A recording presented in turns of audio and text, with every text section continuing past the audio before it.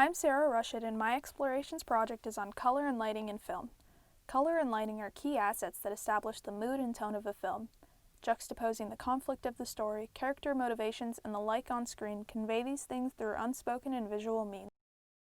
Utilizing a color scheme along with appropriate lighting sends a powerful message through the use of showing and not telling, and doing so may simply give the film an appealing look.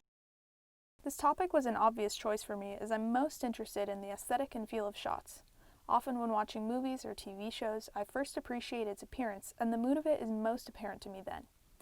I haven't focused on the principles of lighting and color much in my own films insofar, so I felt it was time to understand how using them can improve my work.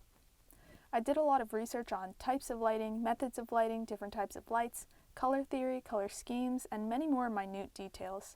But my main takeaways were using 3-point lighting, color theory, and color temperature.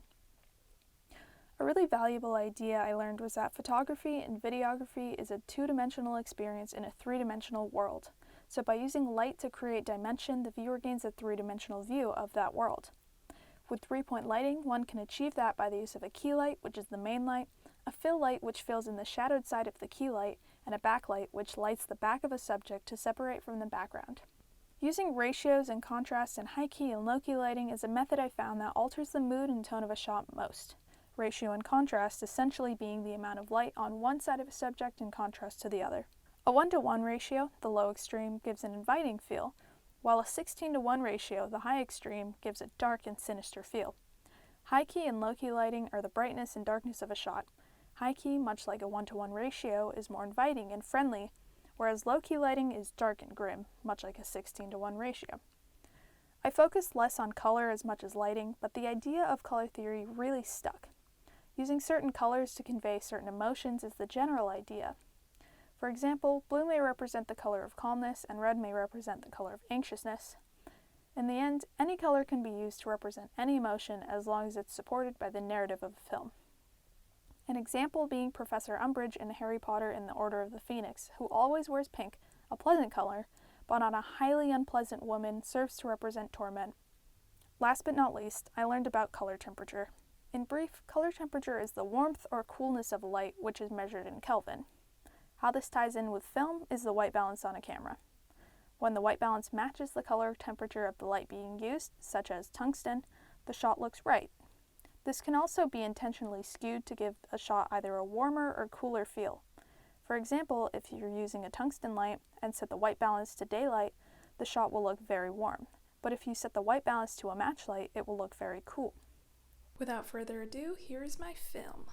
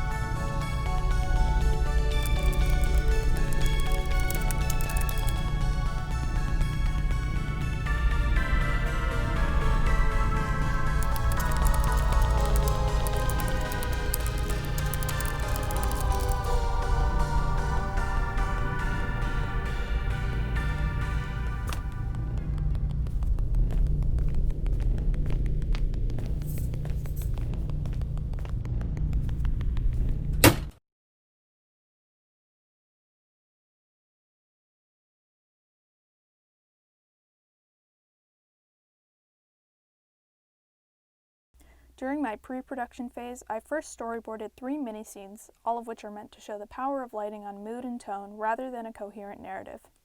I then created gels, which are light filters that alter the color of light, and I used them as a means of incorporating my lesson on color theory.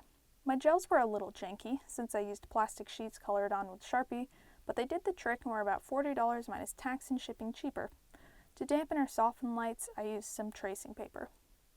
My 3 main lights in this whole shebang were my desk lamp from IKEA, my reading light, also from IKEA, and the somewhat powerful flashlight found in my garage. The Kelvin temperature of the IKEA twins are both 2700 Kelvin, a little less than a tungsten, and the flashlight is about 4000 Kelvin, so you may see where an issue could arise. The production phase was quite a challenge, with me being the director, gaffer, actor, and essentially the everything of my set. But with enough boxes and things to clamp lights and tape bounces onto, I did it. This experience has taught me that lighting and color are not so simple, but dignified disciplines which add so much to films. Without light, the camera can't even capture anything, and it's fruitless to try. With these principles, filmmaking takes a huge step towards mimicking reality and doing just what films are meant to do: provoke a feeling in the audience and leave them feeling different.